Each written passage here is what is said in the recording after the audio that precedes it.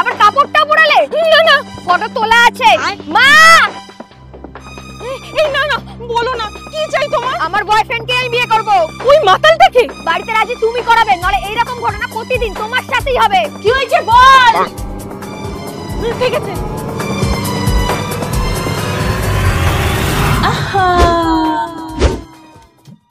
বাড়িতে সবাই বিয়ের জন্য রাজি হয়ে গেছে, জানিয়ে দাও খুশির খবরটা।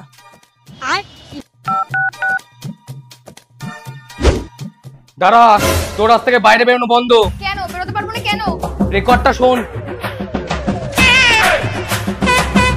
বাড়িতে সবাই বৌদিকে ব্ল্যাকমেল করে আমাদের বিয়ের জন্য বাড়িতে রাজি করিয়ে নিয়েছে।